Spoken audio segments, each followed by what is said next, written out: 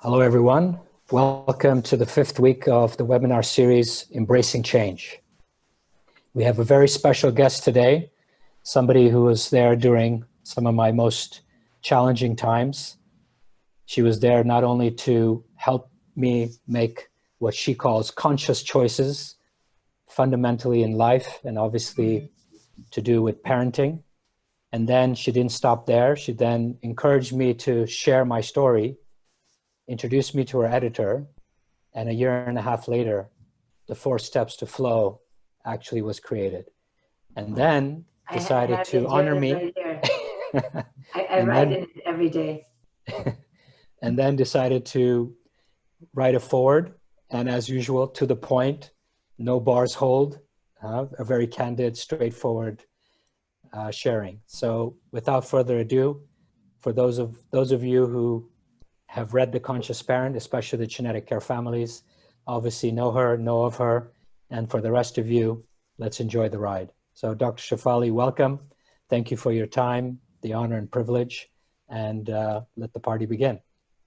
Nice meeting you all. Why don't you all say hello? Can they say hello to me in the chat? Yes, of course. So say hello and tell me, where you're from, if you've read any of my work.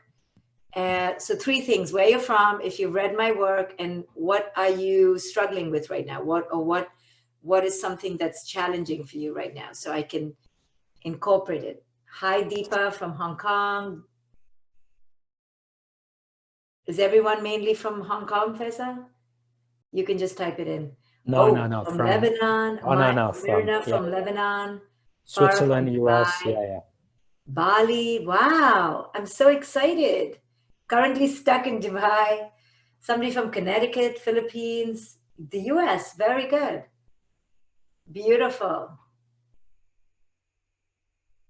Oh, hi, Nina, Shruti, Larisse, Hiba. It's going so fast, I can barely read through it. From Jakarta. Oh, that's so great. I'm so excited. Hi, Deepa again, Nina, Roshni. I'm really, really excited that I'm talking to such an international group, and thank you, Feisal, for having me. So I'm an author. I like to say that first because I love to write and express my thoughts in prose. And I've written 3 books. The first one is The Conscious Parent. The second one is The Awaken Family. And the third one is Out of Control, Why Discipline Doesn't Work. I'm also a clinical psychologist, a wisdom teacher. I'm teaching right now a viral wisdom course. It's for free. It's every day on Facebook. It's on YouTube. It's archived there. So join my newsletter and you'll receive a lot of free teachings. I'm a meditation teacher as well. And I have a lot of courses online. Right now, they're 50% discount if you want them. You can write to me after this at office@drshefali.com. office@drshefali.com, and I can help you further if you want to go deeper into my teachings. So we are in a new reality. We are in what I call no man's land or no woman's land. It is the space that occurs right after a catastrophe or a crisis. A crisis, by definition, is a turning point. What that means is that it is a turning point from what? From all that we once knew to be familiar, and between what is yet to come. So it's a crisis, not because it's necessarily a crisis, but it's a crisis because it's a turning away from all that was and waiting for all that will be, but the all that will be hasn't yet come. Hence the crisis. The past no longer is, the future no longer is something to be anticipated. It is a crisis because what we thought would be the future now has evaporated. It is now in no man's land, no woman's land. You simply can't see the horizon anymore. And this tunnel, this in-between phase, is the reason why most of us stay stagnant in life, because it's terrifying, isn't it? It's so scary because nothing from the past can be used in the present. And the future that you thought was a certainty is now no longer and assurance. So it panics people. And this is why, if you've never changed drastically or transformed deeply in your life, it's because of this. And you're right, it is scary, it is terrifying. You're like, see, that's why I never made a big change, because there's a period of time that is completely ambiguous and amorphous. Yet, it is in this period where the caterpillar completely falls apart into goop. It's here that the essential ingredients for the next rebirth are held. If you don't reach here, you can't rebirth. To rebirth means you have to die. And now we are in a stage of the dying. And the rebirthing will emerge, but not until there has been a death. And we are terrified of death, both metaphorically and literally. And this coronavirus is holding all the secrets for how to live in a different way. But it's showing us what I, as a psychologist or as a wisdom teacher, teach everyone, but everyone resists, that you have to first enter the tunnel. You have to first enter the letting go of all familiarity, the shedding of all past, in order to rebirth a new vision for tomorrow. Everyone wants to change, but no one really does want to change. They just want the others in their life to change, because change on some level implies a death. And if we understood that, we would never say we want to change. But the reason we say we want to change but never really change is because death is part of the change.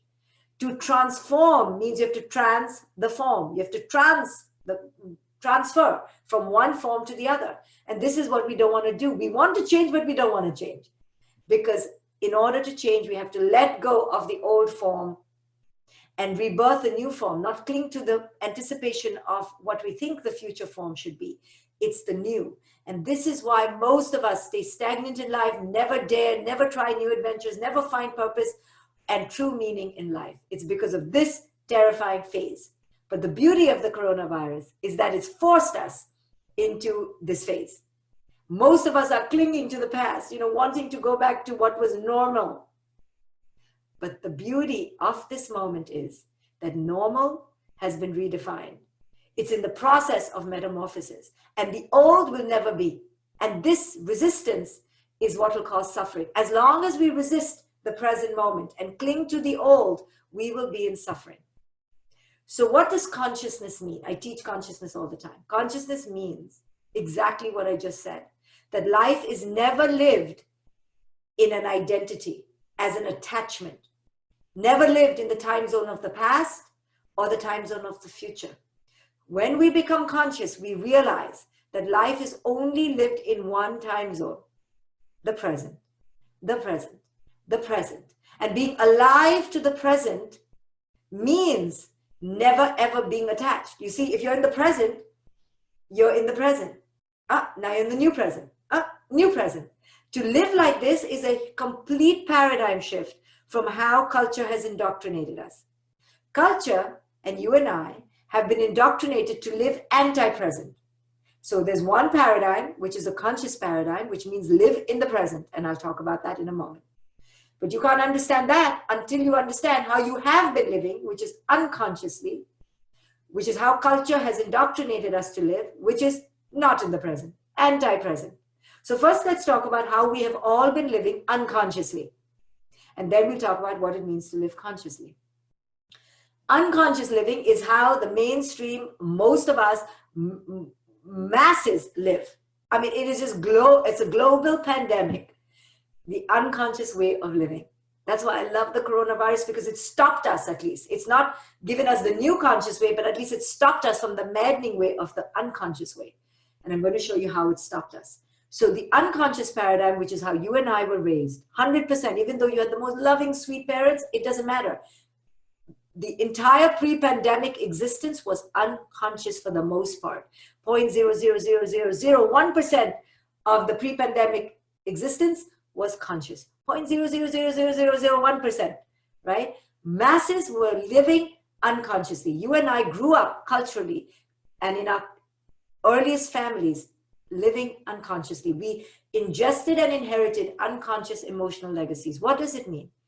It means that we were told to live, we were conditioned to live in a way anti-present, in a way that was attached to identification, to form. So this is a little complex, just stay with me and I'm going to explain. Most of us were never given a right to live in truth, a right to live in our authentic being. Forget it. It never even existed. We came on this earth ready to manifest our truth, not their truth, not her truth, not its truth, our truth. But because we lived pre-pandemic in a very unconscious, fear-based, traditional, authoritarian, hierarchical, patriarchal culture, the premise of us as children was to give our authenticity to our parents. They took it without even asking. They took it as if it was their right. And in doing that, they abducted us from our authentic self. We did not even have a chance. In the womb itself, we were given not just a sex, because biology gives us a sex, nature gives us a sex, but our culture gives us a gender. Already our mothers and our fathers and our neighbors and our relatives wanted to know if we were a boy and a girl, not male and female. Male and female is gender. But if we were a boy or a girl, because a boy or a girl is gender. Gender is culturally indoctrinated. Our sex is biologically ordained. They wanted to know, is she a boy or is she a girl? Is it a boy or is it a girl? Why? Because it matters in whatever culture you come from. Right in the womb, they wanted to know. Sometimes they were like, no, it's a surprise. Doesn't matter. Because if you were a boy, it would be one way. If it was a girl, it would be one way. You and I know it.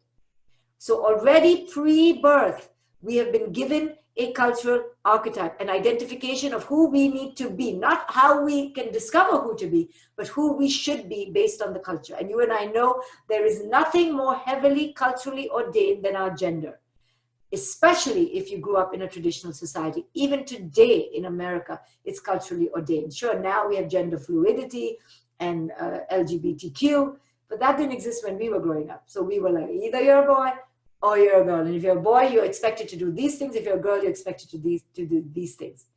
But that was the first checklist on our prescription list on how to be a human. We were given this unconsciously, subtly, in the air we breathe from parent to child. Gender, check. Next. Before birth, we were given a family name.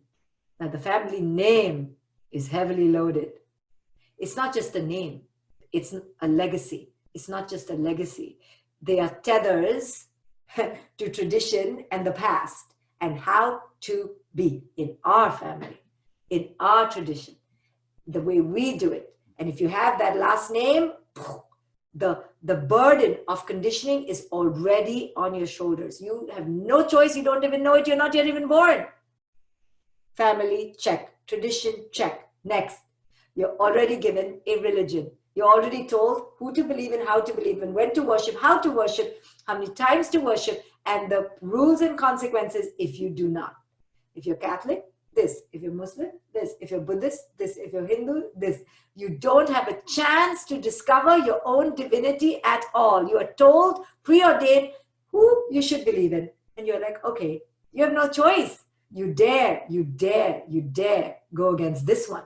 Because this one will take you straight to hell. Whatever the hell is defined by that culture, you have no choice. You grow up already in lack and deficit, already terrified, already in fear, because you're like, I don't only have a mother and a father in this house, I have the mother and the father, depending on your religion. So the child is like, oh my goodness, I'm really screwed here. Like, not only is this mother and father looking at me, but the eternal father who can see me at all times. Like, oh my goodness. Where is he? Is he looking at me? Did he see me steal the cookie? Right? So basically the child grows up in fear and lack, right? And don't take offense. This is just a truth. So then check. Religion, check. Okay, next. This is before the child is even born, yes? Okay, now let's give the child a name. And not only a name, like if it's a boy, we'll give it this name. If it's a girl, we'll give it this name. But we are going to pick the name based on the qualities that we like, right? And we want. Soothing, flowing water, a pretty flower. My name means a flower. A strong mountain. That's my mother's name. a babbling brook, my brother's name, right? We're like, oh, the qualities that we like and that we want, we should give it. And of course, the greater the ego of the parent, the more unusual the name, right? They want to be special because we're so special, right? So we want our child to be special. And the more the heavy ego, the more special the child should be. And then with that, the parent doesn't tell you, this is not on the checklist, this is subtle. Come the expectations and the fantasies of what this child will be. If it's a boy, it'll like to play sports. And if it's a girl, she will play the piano, or she will be gentle, and she'll be pretty, and she'll be beautiful, and she'll be kind. And it's all being programmed into your genetics, whether you like it or not. It is through the amniotic sac and the amniotic fluid, and through the music, through the words, it's being brainwashed into your psyche. And your DNA and your epigenetics are changing already based on your mother.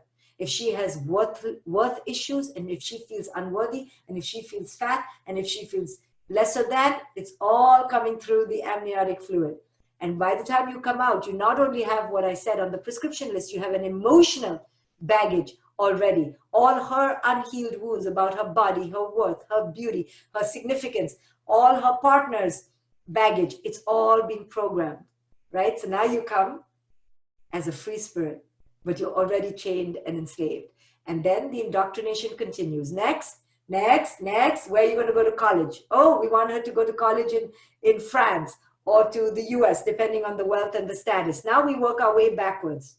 You're already programmed. Your entire childhood is to go to college and get a job and a career. Now let's work backwards, right? That's how we do it. Oh, so then for high school, she should go here. Then for middle school here, elementary school here. It's all being programmed. The resume is being written while your mother is singing you a lullaby and changing your nappy. It's all being written. The application for the school is already burning in the drawer. But we are loving this child. We're thinking it's a free spirit. We're going to give it its own destiny, right? We love all those words, but yet programming, right? So off the child goes to the next institution. Check education.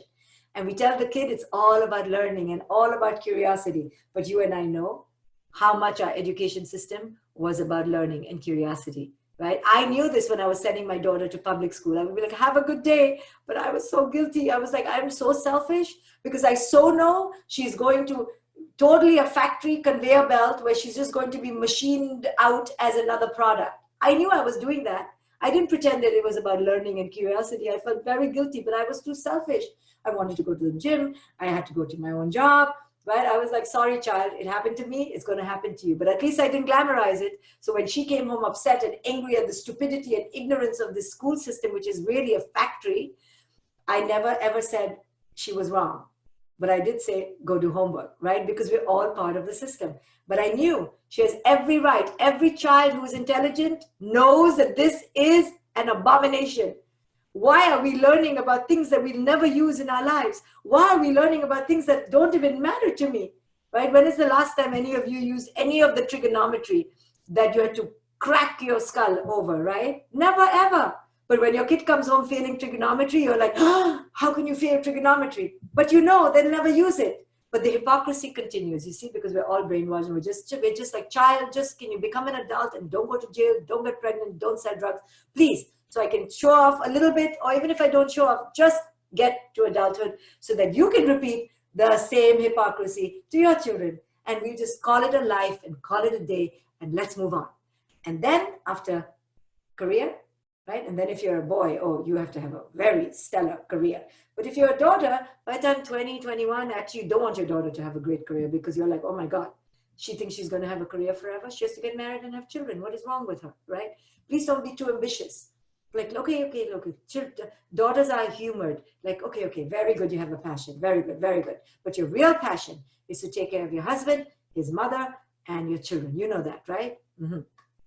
So when I told my father I wanted to go to America, he was like, sure, go. But you have to be back to get married, right? You have a few years, you can go enjoy, but come back. No, literally, he made me come back. So when I came back to have the call to Jesus talk about getting married, you know, I could barely clean my own bathroom, but I needed to get married. He didn't ask me if I'd ever had a boyfriend before, but I should get married. He never asked me if I could even pay my bills on time, but you should get married, because he was programmed too. He was just robotically following the script. Never mind, I may have been a mess. Never mind, I was emotionally immature. Never mind, I was a total wreck inside. No, it doesn't matter. Get married by 23. So when I went to him in India at 23, because I knew the expectation was, hello, and you're studying now finish. You had your fun, now let's get married. So I was like, I cannot get married because I'm totally confused and I'm a total mess. And I cannot tell right from left. You want me to get married and have children? I knew that I was incapable. So I had to tell him, like, I don't know who you think I am, but I cannot get married. So when I went to do that, I was terrified. My hands were sweaty and I was shaking, and no child should ever go through that. But anyway, so I went to him and I said, Dad, you know, I don't think I can get married. And do you mind if I go back to America? Because I just cannot get married to an Indian house and have an Indian mother-in-law. She will kill me and I will kill her. So do you want death on your hands? Like, can you please release me? Something like that. But I was crying. And thank the Lord, whichever Lord you believe in, my father had the sense to see that this girl is unfit for marriage. And he has not trained me to sit in a kitchen with an apron and flip chapatis. Thank goodness he could see what a total, utter disaster I would be. And he said, we have obviously failed here to train her to be a good Indian girl. So maybe the next best thing is that she just go and live on her own and make her own living. And so he told me that. He said, okay, from now on, I'm not going to be responsible for you. If you don't want to get married, you're on your own. I'm like, bloody hell. It's either you or another man. Like, I was like, no problem. And I took the keys of my freedom and I ran, and I never went back ever to India except for a vacation, lest he change his mind. And of course, now he's very pleased with me and very proud of me. And when I remind him about it, he's like, he pleads complete ignorance. He's like, I never expected you to get married at 23. I never thought you should get married. I'm a liberated modern man. I was like, Dad, now you're a liberated modern man. 25 years later, back then you were completely looking at me with glaring eyes. You may not have said it, but you were expecting me 100%. And then he'll joke and he'll be like, yes. Like, I was a traditional Indian man, Shefali, till you changed me. What did you expect? I was like, what did I expect? I expected you not to have children. If you wanted to have another factory line worker to just go through the robotic messaging of your patriarchal traditional culture. And he was like, okay, fine, I messed up. But no child should go through this, but yet every child will go through this, because this is what parents the world over do. We put our baggage onto our children. We don't stop to think, what other way this could be? Is this attuned to the child? Does this match the child? Does it meet her needs or his needs? No. We're like, this is the way it was done. This is the way it should be, because we are all terrified to rebel. We're all terrified to break out of the mainstream. So then marriage check, then comes, okay, chop, have children. Never mind you're a child yourself. Never mind you're completely a fool. You and I know, maybe till yesterday, we were complete fools. I'm just coming out of stopping to be a fool. I'm 48. You and I know at 20, we had no business getting married. No business having a child. Because you know why? Why did we have no business having a marriage or a child? Tell me in the chat.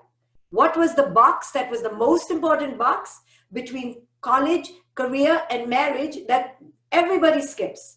What's that box that everybody skips? Yes, our box, marriage to ourselves. It's totally not there.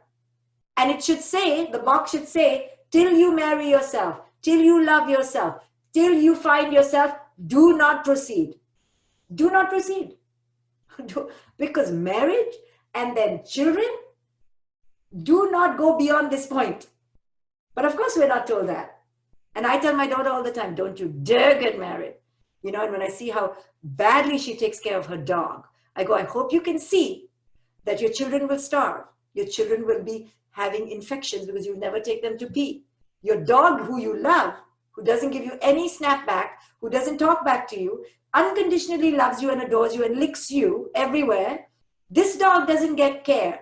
Your children, who will talk back, snap back, be more chaotic, and not lovingly, unconditionally love you, certainly are not going to get your care. So do you see? Do not get married, Maya. And I tell her, if you get married and you call me, I will be a grumpy parent, because I know this is a ridiculous farce. This is an absolute abomination. And I said, if you so want to get married, I will buy you a red dress, a white dress, a green dress. Every culture, you can have a dress. I'll throw you a party. I'll buy you the gifts. Just don't pretend this is serious, because it cannot be serious. How can it be serious when you don't know who you are? Yes? But all of us are so serious. 22 to 29, we're getting married. Yeah? Standing there till death do us part. Okay. And all the people in the audience are, oh, so. But all of them know that they're in stinky marriages. They're caught, they're controlled. They could never find out who they were. But they're like, I think they're crying because they know we're falling into it. And they're like, oh, poor things, more pawns in the game. Right? So they're crying. The rabbi and the priest are very serious. Do you agree? Do you solemnly promise to take this as your lovingly little wife, for death do you part? And we're like, I vow, I promise. It's so hilarious. It's so sweet though, because we watch so many romantic movies. So we get married, right? And then it's okay to ruin your life. Now you've ruined the other one's life. No problem. No problem. But to then have children? Oh my goodness. And this is how the insanity continues. But it's okay. We're all in the same boat. We all did it. I did it. I seriously thought I could do it. I can see my daughter's 17. I have totally messed it up. But it's okay. It's okay. There is redemption. There's hope. Because at least I know I've messed it up. And then we have grandchildren. And then we have, it goes on and on and on. The retirement home, the Bentleys, the neighborhood, the zip code, my jewelry. And the madness continues and continues. And you and I know it's madness. You know how we know it's madness? Not only from our own messed up life, but if you look at the state of the world, right? Insane. The world is insane. Muslims are fighting with Hindus. Both are Indians, but they're fighting with each other. Israelis are fighting with the Palestinians. Never mind, they came from the same mountaintop, on the same page of the Bible, but they're fighting with each other. And here, the blacks are fighting with the whites, right? Insanity. Okay, the Democrats and the Republicans, insanity, total insanity. Within the Democratic Party here in America, insanity, right? So insanity everywhere. Our children are stressed out. 1 in 3 US children, yes, the most privileged children apparently in the world, have an anxiety disorder. Children coming to me, cutting. Addicts. Who do you know who isn't messed up? Now, the problem is not that we're messed up. The problem is that we pretend we're not messed up. That's the problem. The problem is we so boldly continue the garbage one generation to the other. That's the problem. It's not to be messed up. That's human.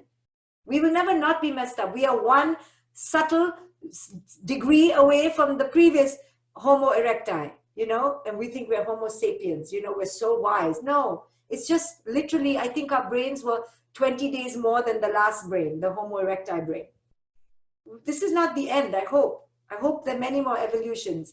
But we've decided we're the Homo sapiens, we're the wise ones. How can we be so wise? How can we be so wise when the world is so messed up?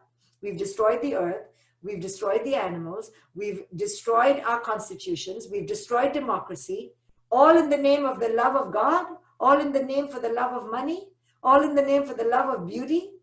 In the name of what? So that was the unconscious prescription. Now the coronavirus has said all children go home, mass timeout. And you're like, can I come out now? No, you cannot come out now. You will not infect anybody with your ignorance, because the real malaise, as the Buddha said, is our mental ignorance, because we attach to this thing called the ego. So going backwards now, I'm going to give you some psychology. So we came out, right? Came out of our mother's womb, or we were biologically, if we were biologically ordained, if we were adopted, fine. And we wanted to manifest ourselves. We're like, I'm going to have a free life. Very quickly we realized, holy cow, there's no freedom here. I'm told what to do, how to do, when to do, what to eat, how to eat. And then I'm punished for crying. Then I'm controlled. I'm told when I should sleep, how to sleep, how many hours. I'm yelled at. There's already a code. I'm barely out of my diapers. So the child realizes very quickly that their true self is not even acknowledged like totally not acknowledged. They are vilified for their skin color, for their hair curls. And the kid is like, what have I done? I'm like not even 2 years old. I'm being yelled at, screamed at, shamed, locked in basements, locked in closets, sent to my room. For what?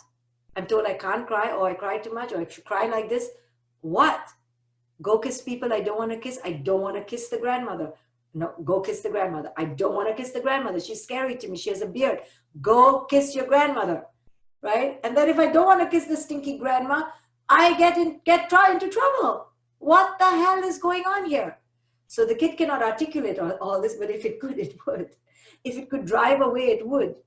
And now the kid realizes, okay, I'm getting punished a bit too much. I'm being given the evil eye a bit too much. I'm like in trouble all the time. So what do I need to do? Oh, the kid realizes, I need to fake it. I need to pretend. I need to pretend that I love sitting in church for 16 hours. I love, listening to nonsense. I love listening to stories that have nothing to do with me. I love studying math. I love studying everything. Everything they tell me, I love. I'm just going to fake it, because if I don't fake it around these crazy adults, I will get whooped, I'll get canned, I'll get, lynched. I better shut up. So the kid learns. The kid learns to straitjacket themselves. You and I did. We were ultimately amazingly good children. We were so good. And who are the good children? The ones who listen, who shut up and listen and make their parents proud. All of us were. All high achieving people were compliant and obedient. Yes? Few of us, though, reach adolescence, and we say, you know what? This is total rubbish. I'm not doing this anymore. But those poor adolescent kids who become rebels, they're also just reacting to the cage. So they go the other way. They pierce themselves, they get the tattoos, they rebel. They're like, I'll smoke pot. You won't tell, I'm going to get pregnant. You won't tell me what to do with my body. I'm going to get raped. I'm going to become a stripper, right? Every parent's worst nightmare. And those kids go the other way. But they're not really, really mavericks. They're just reacting. Some kids react by killing their inner spirit, and the other ones vomit their spirit to no end. They go the other way, right? So they don't know who they are either, but they're trapped because the cage is a cage. And we parents don't realize. We think we're doing them a favor by telling them how to think, who to believe in, how to be, when we think the prescription list is a favor. It's no favor, because we never find out who we authentically are. So we begin living this inauthentic self, which in psychology or spirituality, or what I call the ego. So we have a shell, a persona, a fakeness. Every girl, every woman knows what I'm talking about. Most men too, right? We all know how to fake it and how to be the amazing givers, caregivers, providers, and we just zip it. The authentic self died a long time ago. And all of us are terrified. Why? Because we learned early that the way to receive love is to fake it in some degree. Don't speak the truth. The truth will kill you. Make them laugh, somebody said. Otherwise, they will kill you for the truth, unless you make them laugh. The truth kills, because the truth is too brutal. The truth that each one of us has the capacity to be our most free self while also being compassionate. The elders way back when realized, holy cow, these people are not that smart. These Homo sapiens really ignorant. So we have to hoodwink them into staying together in groups. So we'll give them a religion, we'll give them codes, we'll give them laws, we'll give them traditions, and we just keep them going like sheep, like sheep, like sheep. And we're all programmed to be like sheep. If you're really honest, you'll see it in your own life. I can see it all the time, my conditioning coming up and stopping me. And then the conditioning becomes your inner tape in such a genius way that you begin to think it's you when it's your conditioning. So awakening is to realize how we have been living in ego, how we have been living according to cultural conditioning, and we don't even know it. When you wake up, it is cataclysmic. I woke up when I was 21 years old, then I kept falling back asleep. Just because you wake up doesn't mean you stay awake. Culture is so hypnotic and seductive, you keep going back into the opium den for your hit and you go back to sleep. But I did wake up at 21 and it was so shocking that I quickly ran back to sleep. Once you wake up, you cannot go back to sleep. Once you see, you cannot unsee, but it takes so much guts to see, because once you see it in one place, it's like you unravel the ball of wool, it all falls down. So I don't blame you if you're not going to wake up after my talk, because it is cataclysmic to wake up. Because to wake up means to shed all false beliefs, all false ideas. The I am this, the I am this, the I am this. Whatever the this is all bullshit. It's all ego. It's all a lie. Because in truth, we are only the I am, and we are. There is no identification, but we've been living with identification. So now the coronavirus has put an end to everything, an opportunity to put an end to everything. It has told us to go home, but not the home of our four walls, the home inside. The box that was missing, now this is the opportunity to go there, to go into that box and to understand who it is we authentically are. Who are we truly? And the only way to do it is without, to go within. And we were not doing it. No one was doing it willingly. Now, when we are in pain and we get the terminal diagnosis, then we do it. When our husband cheats on us the 16th time, then we may do it. We may go, whoa, something is wrong. When our kid becomes a drug addict, there, whoa. But do we need that wake-up call? No. Do we need a coronavirus to wake us up? No, but apparently we do. Because even now we're not waking up. So now we are in the tunnel. In the tunnel between the old unconscious ways, developing into the butterfly, or we can go back into the caterpillar. The new hasn't yet come. But the new, if you really want the new consciousness, it is the new consciousness. And what is the new consciousness? The new consciousness understands that all these false identities create separation between people. And if there's an identity that creates separation, it is toxic. And unless the world gets rid of all hierarchical identifications, of course, while we speak, we can say he's my uncle, she's my daughter, but understands the delusion of hierarchy, the delusion of separation, only then will we reach interconnection, oneness, and one brotherhood and one sisterhood. Until then, we will keep on with the next virus of panic, of fear, of greed, of consumerism, of capitalism, of separation. This will continue. This virus, it'll be something else tomorrow. It doesn't matter. Unless we wake up as a humanity. But in order for humanity to wake up, you and I need to wake up. The boxes, the prescription boxes need to be shredded by us first, and then it spreads into society, into the globe. It starts with the micro. If you and I are not willing to shred the prescription list, shred it, throw it out. Tell your children, no more prescription list. We go with who it is you are. We match, we contour according to your spirit, so that you can at least die knowing that you lived authentically. You didn't live borrowed, you didn't live stolen, you lived you. That's what it means to live a conscious life, where you dare to step out of the paradigms that others have put on you, and you go out to go within to find who it is you are. You shed all the old, you release all the old attachments, and you realize that all of those were false crutches that you were relying on, the role of mother, the role of daughter, the role of sister, of husband, of parent. All these are roles of the fancy one, of the rich one, of the poor one, of the career-oriented one. These are all roles. They're not who you truly are. And now this virus is forcing us, right, to find out who are you without. You can't go get your Botox anymore. You can't get your hair dye anymore. You can't wear your fancy Prada shoes anymore. You're like, I'm just sitting at home. And now you get to see who you are in the mirror. Who am I without my distractions, without my addictions, without my numbing strategies? Who am I without having anyone to endorse me, anyone to show off before? Who am I, right? Who am I? What have I created in terms of my relationship with myself? And this is what this virus is showing us. If we take advantage of it, if we use it as a portal, it'll take us to an entirely new way of living, a way of living that understands that mortality is around the corner at all times. You see, before the pandemic, we had this delusion that we were in charge of our future. We used to make these lists. We gave our children all these lists. They're going to go to college, this kind of college, then you get married.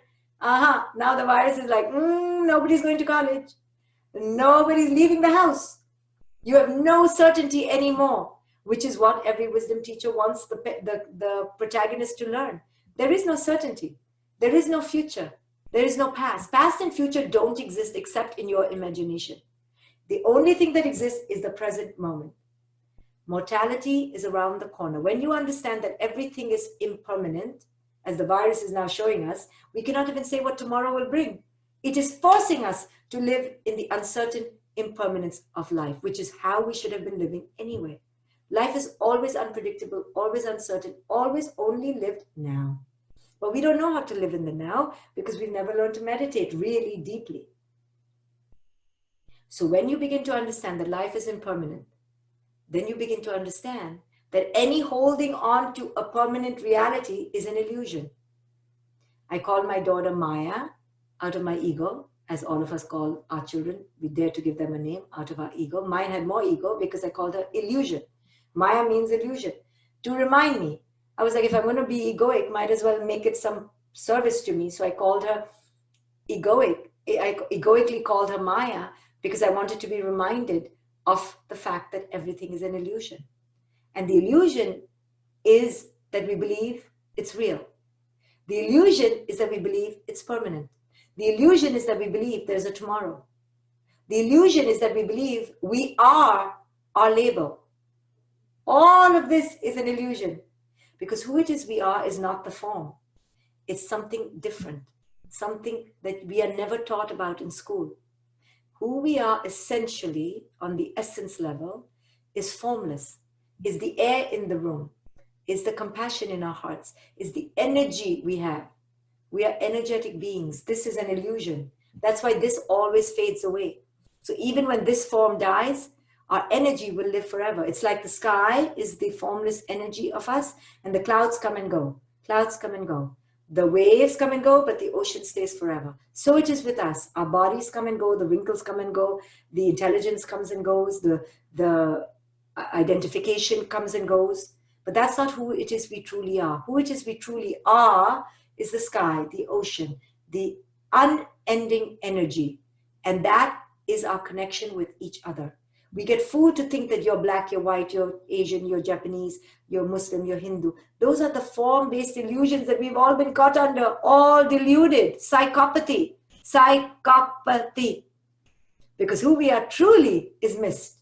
Who we are truly is this essence, is this vast oceanic presence, the sky itself. And when we understand that we are all the sky, and the clouds are just the mirages, now we're not caught up in who are you? Are you Muslim or Hindu or rich or poor, black or white, tall or short? We don't pay attention to that because we understand that we are, in essence, energy.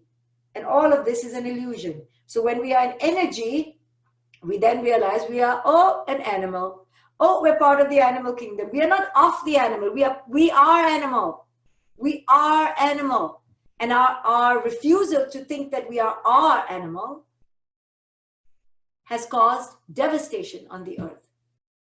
Our separation from nature has caused devastation. We are evil, cruel, violent beings. The lion isn't cruel. The lion eats only for its appetite. We kill for sport. We kill for ideology. Animals, non-human animals, do not kill for ideology. They do not kill if you believe in another God. They do not kill if you are a different skin color. They kill when they're hungry. Simple. And that's why they live in interdependence and interconnection and way more intelligence than we. You see, our ego has destroyed us. And the way to go back now, to live consciously, is to end, you can never end the ego, but to watch the ego and to diminish the ego. And that takes a whole different way of living, a conscious way of living. You have to learn how to do it. You have to meditate every day. You have to take courses. It's not a joke. It's a commitment to move away from that into this. But right now we're in the middle. And there'll always be a middle between the old and the new. And it's in the middle that it's terrifying. It's dark. You can't see. It's all unfamiliar. That's why it's called no man's land or no woman's land. But it's here that you're demanded and asked and invited to shed the past. Now, how much you shed will determine how your tomorrow will look. The more you cling, the more your tomorrow will be a regression. It won't be a progression. So it's up to you how you let go. You are being asked by the coronavirus to let it go. Let it go. Let your future go. There was no future. Let your past go. It doesn't exist. And the more you release and surrender, you believe that you will fall apart. But actually, for the first time, you're getting in touch with your true nature and it's coming to life. So this is the choice we are all asked to make on a micro level as well as on a global level. Who are you now? Who are you within? Without? Who are you? And this is your one chance to end all inauthentic ways of living and enter your true self. So that's my talk, and I'm going to take a few questions.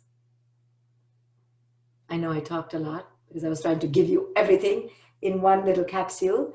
So if you want to learn more about my teachings about the ego, the conditioning, how to let go, I have a lot of courses on my webpage. You can go to courses and type in half off to get half off.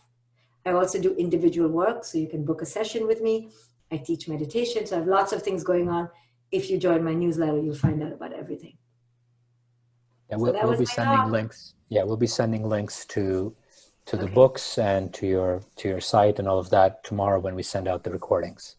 So please type in your questions. So, I mean, obviously, it's what you're talking about is the ultimate objective or meaning of life. But at the end of the day, what are the little steps that we can do to begin that process? Obviously, meditation. What are your daily and weekly habits that you would request or advise people to consider? Well, I think first is to get it in your mind, like understand the paradigm shift, and then you begin to apply it. So that's why I tell people to take courses, because, so for example, I have 52-hour courses. So I tell them to listen to an hour or two every day, so that within the next 2 months, their mindset changes. They learn a new language. They begin to understand. There's so much in the new paradigm. And it's not the new paradigm. It's actually the old paradigm that we have forgotten. That they have to learn the language, learn a new way of looking at it, learn how to deconstruct the old, see the old, the recent pre-pandemic paradigm for its great toxicity. Begin to look at it analytically, have distance, and this stepping out of reality that this coronavirus has done has given us this opportunity to step out. But don't step out in stagnancy. Don't step out in apathy and just watch Netflix. Really use it as a moment to have a commentary about how things used to be, at least in your own life. Who were the people you surrounded yourself with that were a waste of your energy, a sapping of your source? Who were you with that you were lying to, couldn't be transparent with, couldn't be open with, couldn't be yourself with? All that needs to go. How much we spent on nonsense, right?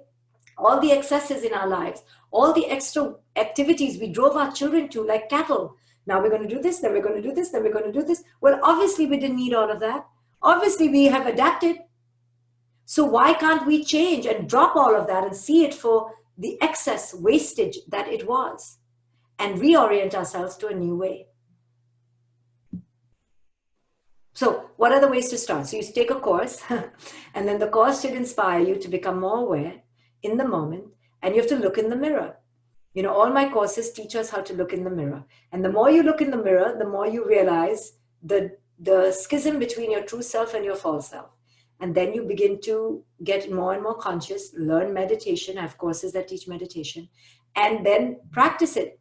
It takes a lot of guts, a lot of courage. A lot of people will get annoyed with you as you change because you're breaking the contract of loyalty. But you begin to say, hey, I need to grow. I need to evolve. I need to move on. I cannot stay stuck. I am here to evolve. And that comes at the price of people disapproving you and people not being happy with you because you're a truth teller now. People don't like the truth.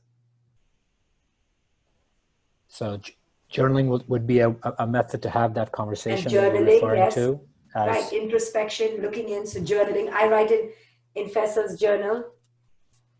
I write, this is my second journal, just started it, but I write all the time. And I try to write every day, as much as I can. I write. So I write as a way to connect, to check in, to take a pulse of where I am. And I try to walk every day in consciousness, in awareness of what am I bringing to the table? How am I co-creating my destiny? What am I putting out that now gets manifested and I need to take accountability for? And to live in truth more and more and move away from that which is false. So it's a moment by moment, day by day. But before you know it, in a year, you're a whole new person. So they're asking, write whatever comes to mind, or what do we do when we write and we're ranting? Yes, now you can write with intention. You can write whatever comes to your mind. I would say at first to write whatever comes to your mind, because you'll be shocked to see what all is inside. Most of us live disconnected from our inner truth. So journaling allows you to go within to even know, wow, I didn't even know I was angry today. I didn't even know I was holding a resentment since yesterday. And to clean out your inner space every single day so that you can meet your day with as much cleanliness, as much true spontaneity as possible. So you're not carrying the baggage that you didn't even know you were carrying. So a little longer question. I've absolutely loved not saying yes when I meant no.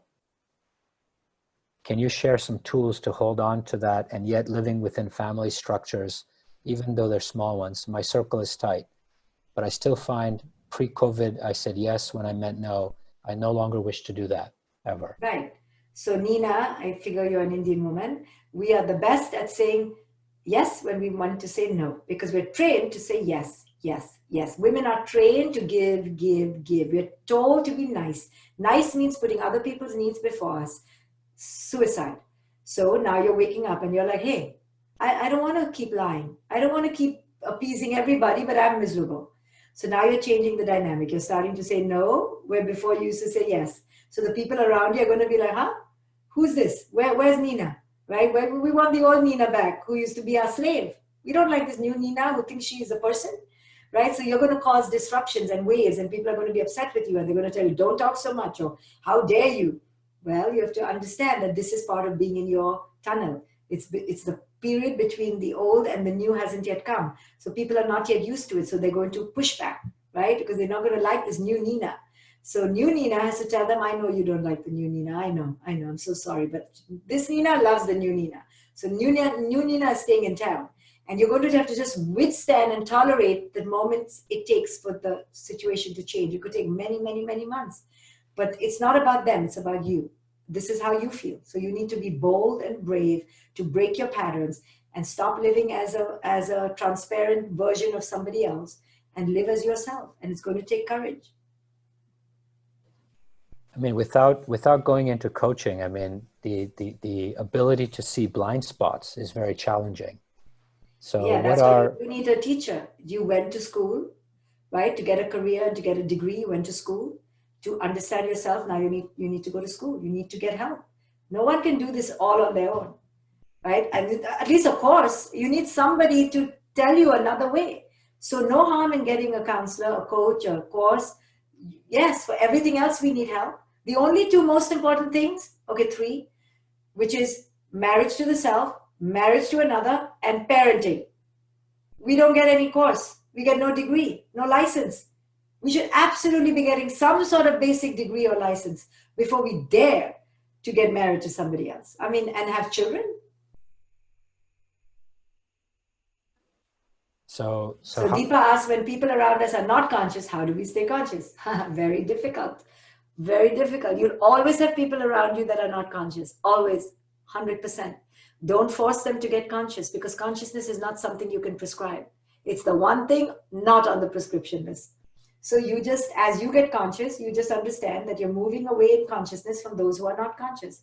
And this will cause fear in you and doubt in you and terror. And you may want to run back, or they may want to pull you back, and you're going to have to keep walking. Just keep getting conscious. The more conscious you get, the braver you get, the more abundant you get, the more daring you get. And they're not going to like it. And there's going to be conflict. They're going to make you feel guilty. They're going to make you feel like you committed treason, a crime. Like you're the most badass, nasty person in the world. How dare you, especially if you're a woman. And you have to understand that's their fear speaking. As long as you can see it for fear and not allow yourself to stop, you can keep moving forward. It is going to happen. You're going to piss people off. That is the ingredient of becoming conscious. I mean, and people who are married and in structures, with kids, are obviously afraid to even begin that process with the fear of breaking down a structure that we were all born and raised to be part of, right? So very scary. So you do it gently, you get help. You have to get help. So Sarah has a good question. What's the fine line between being conscious and being selfish? There is no fine line. There is a thick, big, huge gap between the two. They're not even connected. Being conscious is to awaken your heart. You have compassion, you have empathy. You see your bullshit so much that you don't be selfish. You understand? But you be strong and aligned so it can look selfish. And culture will tell you you're being selfish, but you're not, because you're being, for the first time, authentic. You're actually not being selfish. Because when we are in our truth, the other doesn't like it, but we free the other to be in their truth. For example, if you always wiped after your family, wiped the table and you did all the work, that was so loving, so selfless, but it was completely unconscious. To be conscious is to say, hey, today I'll do it, tomorrow you do it, the day after you do it. All of you are big people, all taller than me, you can do it. They're going to say, you're so selfish. Where are you going? And you're going to say, I'm going to go sit down. Whoa, you look so selfish, but you're not. You're actually conscious because you're making them all do their part. But you're going to be seen as selfish. There is no fine line between selfishness and consciousness. Two very different things, but people will put it together. And you two thought that it's together. They're completely different paradigms. So you, as the one who is becoming conscious, has to be very clear that you're not selfish, because you will hear this all the time from your friends and your family, that you've left more your family. Oh, look how selfish you are. You're going to meditate? While we all are sitting here watching a movie, you're going to meditate? How selfish you are. And you'll be like, because that's authentic to me. I don't want to watch a movie. I want to meditate. Oh, you're going to just stop eating chicken and beef because you think you're so spiritual? Huh? You're not going to taste my beef? Your mother-in-law will say. And you're like, no, but you used to taste my beef. And you're like, I know, but I don't like it anymore. I'm being authentic to myself. Authentic or selfish, right? Everything will be called selfish because you're daring to be you. And you're not a sheep anymore. You're not a puppet. That is an abomination to people who can't control you anymore. So the first thing they're going to do, especially if you're a woman, is you are selfish. 100%. And you're going to feel guilty and go, okay, forget being conscious. I don't want to be called selfish. I want to be called selfless. I'm a Mother Teresa. I'm a martyr. I like that much better than being conscious. So it depends what you like. You see, if you want to be Mother Teresa and martyr, and that matters to you, you're not going to get conscious. To be conscious means that doesn't matter. That being nice doesn't matter. Being seen as the lovely, pious one doesn't matter anymore. Because you understand that's just a projection. It's just a role. It's just what you've been playing to get love. And now you realize, I don't need to get love that way. I can love myself. All of you cannot like me. That's really hard for us because we're conditioned to abnegate ourselves to get love. So it's really a tough call, especially for women. All right, we'll take a last question saying, how do I draw the line between imposing the kind of discipline I would like to see in my kids and giving them the space to be authentic? Very hard. It's constant conversation, constant back and forth, constant negotiation, and honoring them and being aligned with why you're giving the discipline, why you're giving the boundary. If the boundary is coming from your ego, just because you want to give it, your kids are going to revolt. If it's attuned to them and it gives them their freedom and gives them their right to at least talk to you, then they are more likely to buy in. So it's just like how you like to be treated. I always tell parents, don't use the word discipline so liberally, because you don't discipline yourself and you don't discipline your friends and you don't discipline your teachers. You just discipline your children because you can, and discipline is actually a power trip. So be careful how you choose. Be in your awareness of how you're using your power and your tyranny over your children in the name of discipline. So when you give away that hierarchy, now you're entering a connection. You're like, hey, buddy, help me. You got to have a shower. So help me. Come on. Come give me a shower first. You'll become creative. It'll become more of a conversation rather than a punishment. All right. Thank you very much, Dr. Shefali. We've come to the end of the hour. time flies when you're getting deep and having fun. There's a lot that you shared with us to have us thinking and moving. Many of us had to experience very, very challenging times in our lives to move through what you call the tunnel, which I've shared obviously in the book I've written that you wrote the foreword for. And, you know, it's easier to talk about it, but unfortunately many of us need the kick in the butt before we consider to wake up. So I hope everybody is going to make an effort to reconsider our way of being and look at our state of being with, you know, the tools that you shared, from journaling to meditation to courses, to have somebody to help us with the blind spots and beyond. So really, thank you very much. Like I said, you've been a pillar helping me in the most challenging times of my life. And thank you for your time. It was an honor and privilege to have you. And as you can see from the questions that keep rolling in, everybody is happy, but at the same time, a little stressed out of being in the tunnel.